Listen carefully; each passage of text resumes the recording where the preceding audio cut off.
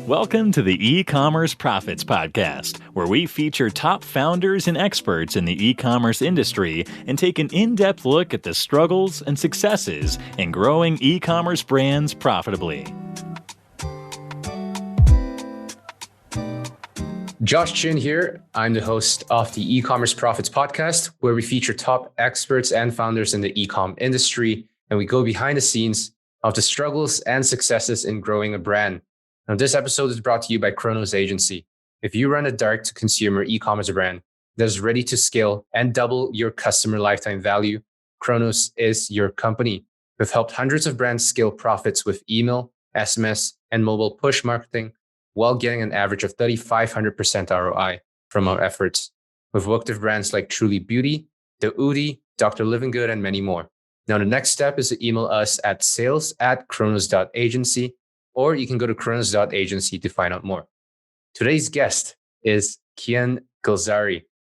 Kian is one of the world's leading product sourcing experts who has visited over 500 factories personally, sourced over 2,500 products, and he manufactures for brands such as the NBA, United Nations, the Olympics, as well as big box retailers and Amazon sellers. Kian specializes in product design, development, manufacturing best practices, how to find the right suppliers, price negotiation, and many more. And fun fact, Kian is the business partner of Steph Curry. Well, let's start with that. Kian, welcome to the show. Oh, thanks very much, Joshua. Thanks for having me. Pleasure to be here and great to connect with you again. Tell me about that story. How do you end up being business partners with Steph Curry? Super interesting, actually. So I supplied the NBA with official merchandise, but how that happened was in 2008, I did a year abroad, studied at University of Miami.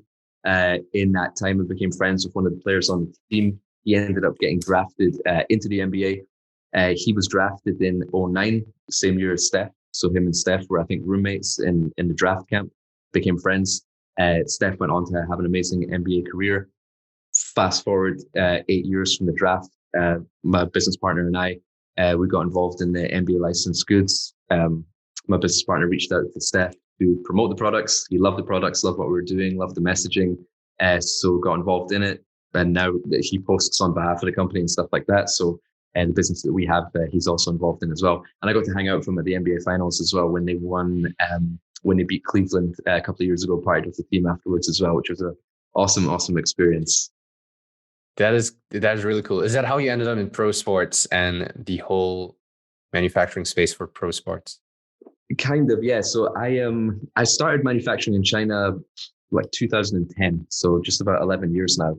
And in 2011, I started off in a family business, and we were awarded the license to supply the London 2012 Olympic Games. So my first sort of big effort and big project in manufacturing, first time I went to China, I was essentially doing all the product development and all the buying for the Olympic Games through our family business. And then that, from manufacturing for the Olympics, that was kind of like getting me involved into sport licensing, talking to a lot of retailers, understanding what sort of products they need. So after that, when I wanted to do like NBA products or get approached by other licenses like NASCAR and, FC Barcelona and stuff like that, all you have to say is, yeah, manufacture for the Olympics. And that's just immediate credibility. And then you've got your foot in the door, basically. So yeah, I think the Olympics starting in 2011 is my first sort of major sport project. That's huge. And how do you end up starting your own e-com brand from then on? I mean, I kind of worked in a family business for 8 years. And in that time, that's when I lived in China, visited all these factories, developed all these products. And I kind of got to a stage where I felt like I've done everything that I can do, if you know what I mean. And I kind of felt that like I've pushed this brand, we've got it into so many different countries, so many different retailers, manufactured so many different types of products, got so many different types of licenses. And I'm like, I kind of felt that like, what's next?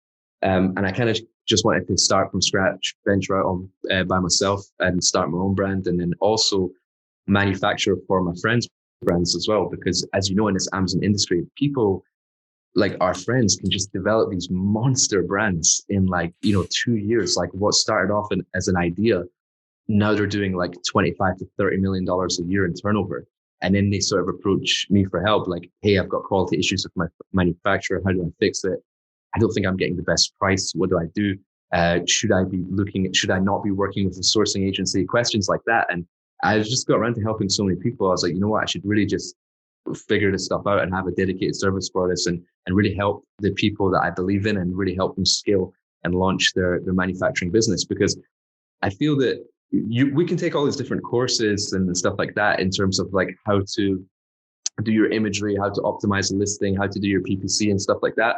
But the whole manufacturing stuff, like that's something you have to have like knowledge and experience and people who have gone there before and done it, like understand the culture of how business is done in China, understanding like minimum order quantities and understanding like dealing with the factory boss and asking for favors, asking for credit, getting your goods pushed to the front of the production schedule, finding out what your manufacturers are making for other countries, other markets, see what works for you. So there's so many, because when people think about manufacturing, I think they just think about like your quality and your price, but there's just so many other intangibles that add points to your business that you probably haven't even considered.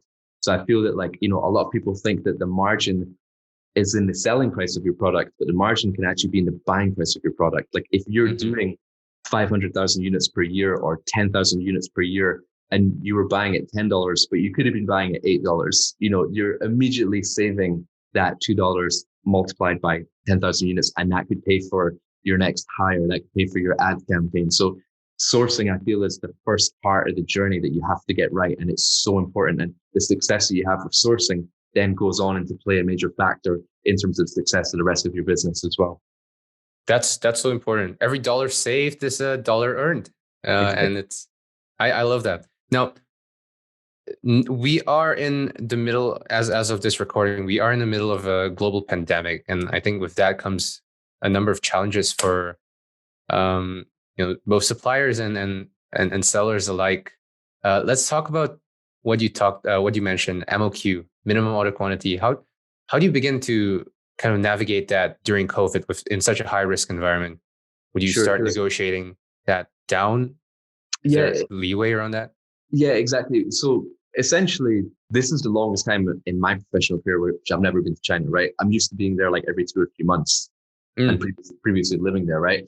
And I feel that like we do our best work face to face, you know, dealing with the manufacturers. And that's for any seller as well. You can purchase through Alibaba, or you can go to the Canton Fair, or you can visit your factory directly. But now we're all in the same situation that like we have to communicate online, right? And if you have a pre-existing relationship with your manufacturer, you've done business with them before and stuff like that, and you're adding new products, then fine, your business can continue as normal and you can get those minimum order quantities for new products because trust has been established. But if you're like, right, I want to start selling home gym equipment and I need to find a new manufacturer for it, but I don't want to place this really large order up front. I want to test it first. Now you have to get a low MOQ with someone that you've never done business with before. And you can only sort of discuss with them online. So that's the biggest challenge, right? So what I kind of teach and what I talk about is whenever you want to get a low minimum order quantity, you have to state your leverage. You have to make the supplier want to work with you. So many people have just taken courses and they've been trained to just reach out to a supplier on Alibaba, ask them, hey, what's your price? What's your MOQ? And can I get customized packaging? And you got to remember that a supplier gets that message probably 100 times a week from all these different potential customers, especially in a category which is in high demand, like home office or home sport, or home fitness, whatever, right? So they're sick and tired of getting the same message over and over again. But if you reach out to them in a way to say, hey, I've been in the manufacturing, I've been in the home fitness industry. I've been in the fitness industry for like 5 or 10 years. I'm a personal trainer. I've got many clients. I've got this idea for my own product. I'm a fitness influencer, or I know all the biggest fitness influencers. And in China, they call them KOLs, key opinion leaders. I know all the big key opinion leaders. I'm qualified selling on Amazon. I've been doing it for 5 years, or I'm partnered with some of the biggest sellers on Amazon. So now they're like, okay, well, this is someone who knows the industry, knows the products, so they can help us improve the products as well. They've got their customer base. They partnered with all the influencers. They know how to sell online. So even though they want a small minimum order, this is someone that's potentially going to grow as a customer, right? Yeah. And you have to remember that like suppliers aren't thinking about, right, how much money can I make from this order? They're thinking about how much money can I make from this customer over the next 3, 5, 10 years. And as long as you show them your vision and your knowledge within the industry and that you want to be in it for the long term, then they're much more likely to give you that low MOQ. But if you were just like, hey, what's your best price and can I get 100 pieces? They're going to be like, nah, like, because they're already so busy. Like, bear in mind, their factory's already backed up. They've got so many orders. So if they're taking on any new customers, it's going to be a customer that they want to really build with for the long term. And then on top of that, regardless if we're in a pandemic or not, you should always be saying to your supplier for your first order that the first order is always a trial order. And the trial order is not just so you can get a low MOQ, it's so that you can test the supplier. And you want to be checking that the quality of your production is okay, that the price that you got was okay, that they finished the production when they say they're going to finish it, that they pass the pre-shipment inspection, that when they ship it, there's no issues, that the goods go through customs clearance okay, that they put the right duty code on the documents, that once you start selling it, you don't get that many returns. And once you pass that trial order, then you're going to go back and place a much larger order. And I do that with all my suppliers, all my new suppliers anyway. So that's something you should always state. Even if you want a low MOQ, like, 200 pieces or 500 pieces, you always should go through that trial order process, but you have to explain it. That's why you're doing it. And what you're doing is like, you're dangling the carrot to say, hey, if you pass this trial order, then there's going to be much larger orders for you in the future. Yeah, because like I said, the suppliers or the good suppliers are always thinking long term. So they're not thinking, they might even break even on this first order because the minimum might actually be 1,000 pieces or 1,500 pieces, but they're willing to do 300 pieces to pass a trial order to get you in as a customer. And then they're going to profit from the future orders. So it's very, very important that you word it that way, that this is just a trial order, and then you'll grow from there. And beyond that, I guess once you have a stable supplier, once you've selected a supplier to work with and you're confident in their ability to serve you, how do you build a strong relationship with that company, especially remotely right now? Yeah. Assuming that we're still not able to travel to China. Yeah, great question, right? And it's super important because like pre-pandemic there, we'd be flying over, we'd be having dinner together, we'd be getting drunk together, we'd be really building rapport and all that, but that's been taken away from us for the time being. But everyone should be connected with your manufacturer, your sales agent, or your factory boss on WeChat. And for those of you who don't know, WeChat is like a Chinese messenger app. It works the same as like WhatsApp or Facebook Messenger. It's just got all your contacts and you chat. And everyone in China has that. They live their life through it, right? But what I like to do in order to build a relationship with people that I've not met before is keep my formal questions to email, like price, delivery date, artwork, instructions, stuff like that. But I might message them on the weekend to be like, hey, hope you're having a nice weekend. This is me with my buddies. Like, we just watched the game, and just send the photo. What are you up to on your weekend? What do you normally do? And they're like, oh, I'm just taking my son for a walk. We're in the field and we're just picking strawberries. Cool. Right. And then like, you've started to like personalize that relationship. Right. And then the next step is that like you have them on text whenever you need. You can ask any questions. And the next step from there is on WeChat, you can also do video calls. So you can essentially, let's say you're talking about your order. If within their working hours, you can literally phone them on WeChat on the video call and be like, hey, just want to check if the production's ready. Do you mind just going down to the production line and show me that the cartons are ready? You take 2 pieces out of the carton. I just want to check if they've added this label or not. And they're like, yeah, cool, no problem. Stay on the line. And they take you down and show you the factory. And now you have eyes in the factory and you have access to them and to the factory whenever you want, and you can check and verify anything. But if you only communicated through Alibaba, like, hey, what's your price? 1020, cool. Yeah, here's the order. They're not going to pick up your phone call or get on a video call with you or take you down to the factory. So like, it's really about, as you said, like building that relationship, but without being able to be there. And the best way to do it is through the app, WeChat. And it sounds like it's much more important to build that relationship with an agent, like a human being, a person, versus the company alone. Yeah, am for I sure. right to say that? Yeah. And, that's a really important point because essentially the factory boss is the decision maker, right? So if you want, I want that lower price, I need 10% reduction. Otherwise I can't order this anymore. My margins are too low. Your sales agent is going to go talk to the factory boss, right? But while your day-to-day communication is with the sales agent, it's very important that you know who the factory boss is. And like when you visit the factory, it's very easy to tell because you can see the person who has the biggest office is always the boss, right? And you just pop your head in and get together. And quite often the factory boss doesn't speak English, and that's why they hired the sales agents. But it's very important that you get a photo together, that you say hello. Sometimes you take a gift and stuff like that. But during a pandemic, the way I like to get around that is if you ever want to send a gift to your supplier, right? Or before Chinese New Year, you might want to send a gift. And I will say, like, let's say your sales agent is called Panda. And it's funny because they actually do give themselves names like that, right? They give themselves an English name and they give the names of what they Panda. like, right? Okay. So I've had so many sales agents which are called Panda. So you can say, hey, Panda, I want to send you a gift for Chinese New Year. Can you please confirm your address? Also, I would love to give a gift to the boss as well. Could you let me know what they like? Oh, well, boss loves this particular type of whiskey. No problem. I'm from Scotland. We do great whiskey. Like, done. And then send it over. And then you just say, look, I really appreciate when I send the gift. Could you just take a photo with the boss with the whiskey and then send it to me or something like that? And I'm like, yeah, cool, no problem. So sales agent walks in, boss's office, here's the whiskey. This came from Kian. He's from Scotland. Cool. And then he puts the whiskey up in his office as a nice little collector's item. Now, fast forward 4 or 5 months later, you just received an order, you're running out of stock. You need to get these goods delivered within 60 days, otherwise you're going to be out of stock. Then you contact Panda, like, Panda, here's the order, but these need to ship in like 35 days. Please tell me what you can do about it. They're like, oh, sorry, production line's full. Please, can you check the boss? Panda goes to the boss, like, hey, we have this customer. They need to be pushed to the front of the production line. Can we do it? And they're like, well, who is it? Oh, it's Kian. You know, the guy which sent you the bottle of whiskey at Chinese New Year. Okay, done. Push him up. You know what I mean? And it works like that, right? But if, and that's you building a relationship, not only with the sales agent, but with the decision maker. And that's basically how you get to the front of the line.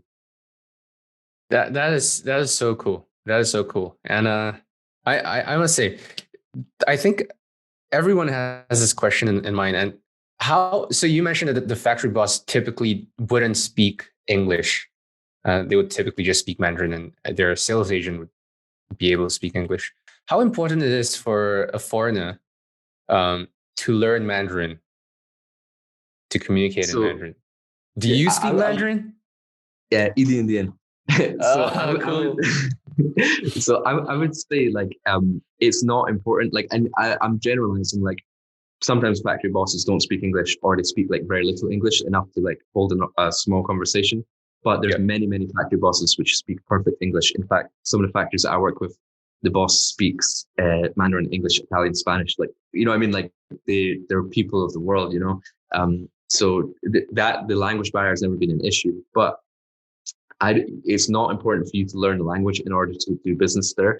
But because I lived there, I felt it was important as like a respect thing to at least attempt to learn the language. Like, if I'm having dinner with the boss, like, I want to be able to have a basic conversation in Mandarin, right? Just to say that, like, I'm not here just to, you know, I'm not here for a holiday. Like, I'm actually want to adapt to the culture, and I want to learn about this culture, and I want to be able to contribute to this culture as well. The challenge that I had was that I lived in Shanghai, and I call Shanghai like China Light, right? Because in Shanghai, like, everyone speaks English, and it's like cosmopolitan city, and it's like you can get anything you want there. If you want nice Italian food, they have like proper Italian chefs, nice restaurants. So it's not the real China experience, but as soon as you step out of Shanghai, like, that's the real China. And that's when you need to speak a little bit. So I learned a bit, but because I lived in Shanghai, I would practice, and then everyone just replied to me in English, trying to practice their English on me. So it didn't really work out too well. But I've still kept a little bit. Very cool. What are some negotiation strategies that you could share with our listeners? Yeah, in terms of, like, if you want to get a better price for your product. Yeah.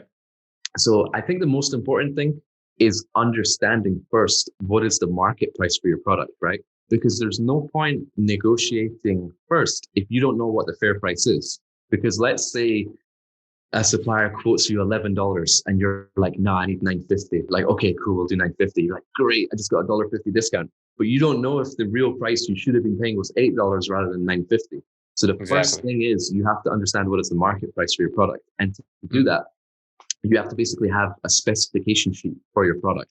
And that's basically a one-pager PDF that says, like, okay, this is the materials, this is the dimensions. Like, let's say, for example, if it's an outdoor furniture chair, the chair is 80 by 40 centimeters.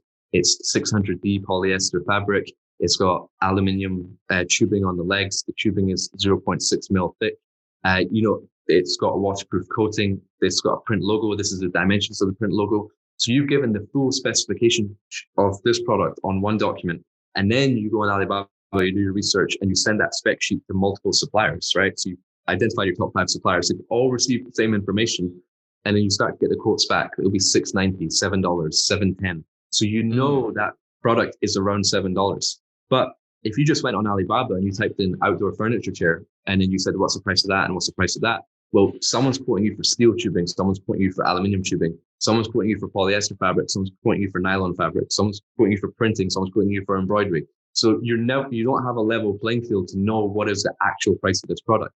But if you say, this is what I want, and then you put it out, and then when you have the price, then you can start negotiating down. So if we've understood that $7 is the market price for this product, and you say to someone, hey, I want $4.50, and they say, yeah, okay, well, you know that price is too good to be true because it's just not profitable. So they'll say, yes, they'll take on the order, but then they'll take shortcuts during the production process to bring the cost down, of which you would have returns later on down the road, right? And quality problems, negative reviews, all that sort of stuff. So it's important to understand the price first and then negotiate it down, but negotiate it to a price that's fair as well. So let's say your favorite manufacturer is one that quoted you $7.20, but someone else has quoted like $6.85 for the same specification. You can go to your favorite supplier and say, hey, I want to build a business with you for the long term. I like that you have these patents. I like that you focus on innovation. I like you have these great workers in your factory. You have these stitching machines. However, I've been quoted $6.85. And if you can just match that price, then I guarantee you can get the order for the long term. And 9 times out of 10, they'll say yes, because that is a fair price, because you know it's possible because someone else is quoted for the exact same stuff. And you know that's with it. And in that way, you get your favorite price and you get your favorite manufacturer. Yeah. So that's the way I would go about it. Oh, that's so cool. That is so good. Now, factories. Let's talk about factories. You've personally been in 500 over factories yourself? That's insane.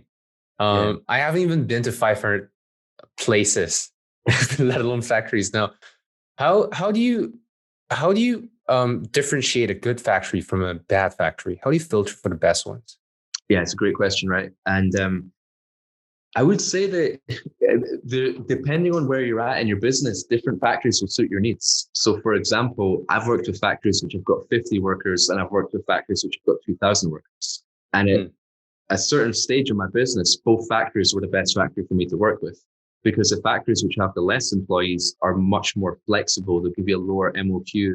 They'll allow you to trial different colors. They'll give you what materials they have in stock, because they're also quite a small factory and they want to grow with you as well. But they might be quite slow on the production. Like they might take 75 days rather than 50 days, right, for your production. But then the factories which have got 2,000 workers have that scale, right? They have systems, they have processes. It's all very clean. It's all very organized. There's a production line manager for whiteboard, which is just written, okay, every hour, this is how many units that we have to be producing. And it's but those guys have zero flexibility. It's like, no, this is how we're doing it. This is the start date. This is the end date. And you know they're going to ship on time because their processes are so crisp. But the other guys, like maybe not, but you'll get that flexibility. You might get that. And the price will be slightly higher. Obviously, with the larger economies of scale, you get a lower price and stuff like that as well. With the larger factories, maybe they have more certification. They've supplied the big retailers in the States, they've supplied the Walmarts and all that. And as a result, they've got like certifications to the highest standards. So all your products are going to pass all the necessary testing and stuff like that. Whereas you have to ensure testing on the smaller factories. So depending on where you're at in your journey, like let's say, for example, if you're wanting to do this like item for the first time, like a teddy bear with a certain pattern on it, and it's only like 200 pieces, you don't know if it's going to sell or not, then you're going to go to the smaller one. But if it's something that like, hey, we just got this order for the British Army, they want 50,000 bags and you need it delivered in like 3 months. Well, great, I've got the perfect factory for it. So it's kind of basically on the needs of you and your business, which will always change over time. So like, for example, like for backpacks, that's my favorite product to develop. I work with over 20 different factories for backpacks, and I use their strengths depending on who I give the business to. Some are specialized in fashion bags, travel bags, military bags, canvas bags, duffel bags, you know what I mean? And it's like, or some are just doing the low priced school bags, high volume. Some are doing the highly technical outdoor backpacks that are capable of climbing Mount Everest. So depending on what your needs are or where your brand fits on a quality level or a price level will be different factories you need to work with as well. So it's not just, oh, hey, I need a backpack. I need to go to a backpack factory. It's no, like which one, because they all specialize in different things.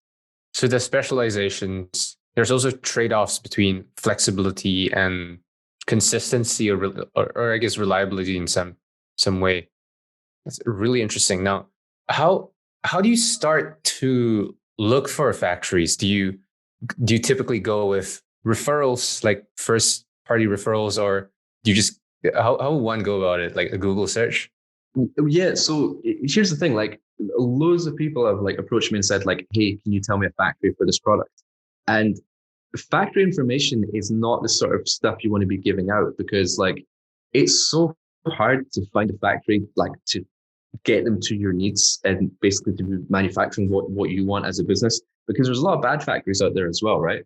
So it's kind of like if someone if someone says to you like, hey, like I see you selling these like laptop sleeves on Amazon, can you tell me what keywords are converting?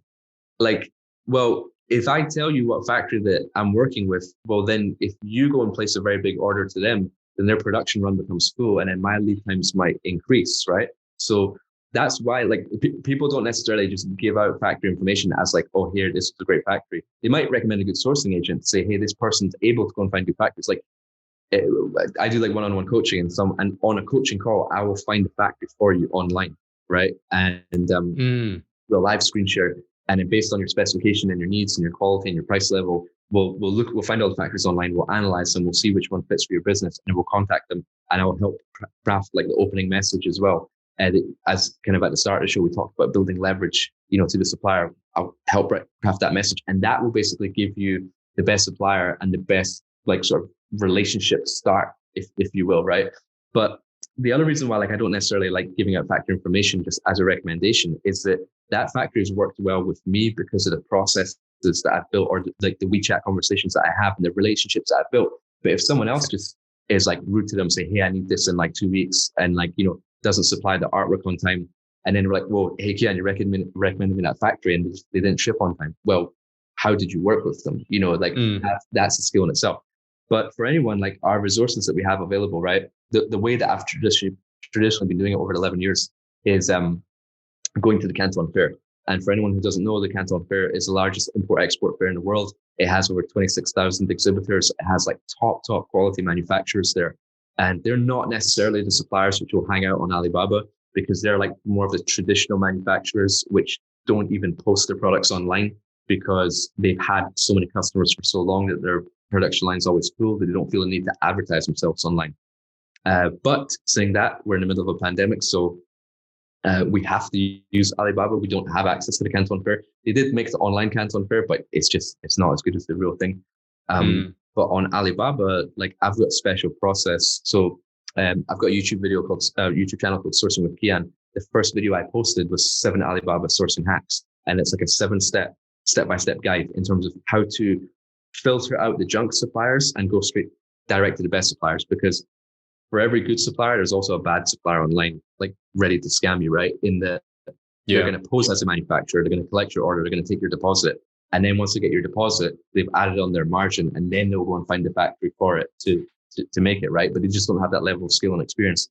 And there's loads of things we can do to filter those guys out, kind of by identifying what's the best location, verifying the factory address, verifying the number of years they've been in business, selecting the right quality certificates, making sure we get trade assurance, making sure that the third parties that have verified the information, that we read the reports and stuff like that. And it can be done very quickly as well, which is very, very important that we go, because the typical person will go on Alibaba, type in the product that they want, scroll through, find one with a reasonable price that they're happy with, and then start the order process. But they've just missed all the most important things. So, and Alibaba is not the only resource. Like there is madeinchina.com, there's globalsources.com.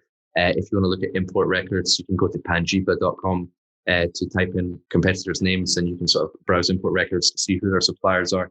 But my favorite way to do it is definitely face-to-face, because at these fairs, which hopefully will open up again soon, I'm optimistic that by the end of the year, hopefully we'll be able to go back to China. But essentially, you get to touch and feel the product. You get to talk to the manufacturer face-to-face, like build up a bit of a relationship with them there and then. And then, say what changes you want to the sample, and they'll make it for you within the next like few days while you're in China, and then send it to your hotel. So just things get done a lot faster there. I think when people consider, oh, should I go to China? they weigh up the cost of, all right, what's the flight ticket? What's the hotel cost, right? This trip's going to cost me $2,000. Well, actually, if you order these samples online, pay for the samples, pay for the freight of them coming over, realize that the first samples weren't good enough, they need to remake it, then pay for the next set of samples, you're already in that $2,000 range. And you've not met the manufacturer, you've not been to their factory, you've not built up the relationship, you've not had dinner with them, you've not got drunk with them, and you've not touched and felt the products there and then, and you could have developed it a lot quicker. So I just feel that anyone who goes to China is a step ahead of the game already. That sounds like a ton of work, tons of moving parts, like you mentioned. Guys listening to this, you should definitely check out Kian's YouTube channel, Sourcing with Kian. I've seen it. It's I just don't know how you do it, man. It's a ton of content that you're giving away for free, and it's basically a course on its own, like multiple courses that you've put up for free on YouTube, and it's blowing up pretty quickly as well. Yeah, I just started it as a hobby during lockdown, and then it just blew up pretty quickly. And the way I did it was I want to figure out, right, what are the biggest pain points with people ordering from China, selecting the right manufacturer, right? Done a video on that, right? What are the top 10 questions we should be asking our manufacturer, right? Did a video on that. Like, how do I get a low MOQ? Video on that. How do I order my first sample? Video on that. So it's every step in the journey that you need. There's essentially a concise video for it with like actionable tips that you can apply to your business today. So yeah, if you want to check that out, it would be awesome. And what's the right? So it sounds like everybody could benefit in some shape or form by working with a sourcing expert or sourcing agent. At what stage? But at what stage would that make sense? Would the ROI kind of sure? So out? The way I look at it, right, is that you have to decide first whether you like sourcing or not, because this is a major part of the business. But huge. So is the marketing, and so is like the listing and all that sort of stuff, and the conversion and the optimization and all that. And it's very, very hard as one person if you don't have a team to be able to do all of it, right? But I feel that sourcing is the most important because that is the product that you're selling. And if you don't have a good product, then all the right marketing and all that doesn't even matter because no one's going to buy it if the product isn't good or if it's not at the right price. But I think sourcing is something that everyone should try for themselves first. And you might say, I love sourcing. I love developing products. I love negotiation. It's like a game. I love like interacting with different cultures. So I want to do this myself. But I've also had some people be like, I can't stand this. I think they're trying to scam me. I don't want to go to China. And if you're in that boat, then okay, now you should explore the options of like hiring help, working for sourcing agency, or like, booking a coaching call or something like that. But if you are like, no, I really want to do this. And regardless of if you want to do it or not, I think it's important for you to experience it just so you know what's the communication like, what's the language barrier like, do we get product defects? Like, are there any delays? How do they occur? Because if you never try it for yourself and you outsource it to someone else, and then someone tries to explain to you, oh yeah, it failed the inspection, so we can't ship it just now. You're like, well, what does that mean? It's very important for you to have a basis understanding of the sourcing world. And then there's no harm in asking someone else to source for you, because let's say you've got your product and you're sourcing it at $5. Well, if you've asked someone else to price it up for you, if they go away and get you the same quality and they can get it for $4.50, well, great, you've just saved 10%. If they come back and they get it for $5.50, where you're like, well, I'm good at what I do because I got a better price than the expert. So then that kind of validates that you're doing a good job. So it doesn't hurt. But I feel like the most important things to be aware of if you do want to work with a sourcing agency is that you have to have a direct line of communication with the factory, because we just talked earlier on the show about the importance of knowing the boss and asking for a favor and stuff like that. But if you always buy through a sourcing agency, they don't even know who you are. And I know a lot of people who buy through sourcing agencies and don't even know the name or the address of their factory because they pay their sourcing agent and then the sourcing agent pays the factory. And the sourcing agent hides that information because they essentially don't want a client to go directly to the factory. Whereas I believe in like openness, open communication. And let's say you come to sell your business and potential buyer wants to buy your business for $2 million. And like, okay, cool. Where are your goods manufactured? You're like, I don't know. Like, you know what I mean? It's vital information. And what happens if your sourcing agency is like a one-man show and that guy gets hit by a bus tomorrow? Then you never know where your goods are manufactured. You never know, like you can't place your next order. Risk. So that's the most important thing. You have to, if you want to work with someone else, you just have to have access to that factory. Super, super important. Kian, you've shared a ton of Amazing knowledge that I think people tend to ignore because it's not as sexy as kind of thinking about the latest Facebook hack or marketing tactic. If people are interested to connect with you and continue this conversation, I'm sure there's going to be more questions that arise from this. What's the best way to connect with you? Sure. Yeah. So if you want to watch more content like this, we've got a YouTube channel, Sourcing with Kian. I've also got a Facebook group of the same name, also Sourcing with Kian. It's got about 5,000 members in it, and people just post their questions, whatever it may be, and either I or the community answer in there, which is quite cool. And if you're feeling a bit more social, I'm on Instagram as Kian_JG. And if you watch the stories, like on previous China trips, I always capture some content. So if you want to see what goes on inside the Canton Fair, inside factories, like what you do for fun in China, all that sort of stuff, it's on the stories. So definitely check it out and drop me a DM if you listen to the show and you wanted to ask something additional. Awesome. Kian, thank you so much for coming on the show. Pleasure. Thanks very much for having me, Joshua. All the best. Take care and chat to you guys soon. Thanks for listening to the eCommerce Profits Podcast. We'll see you again next time, and be sure to click subscribe to get notified of future episodes.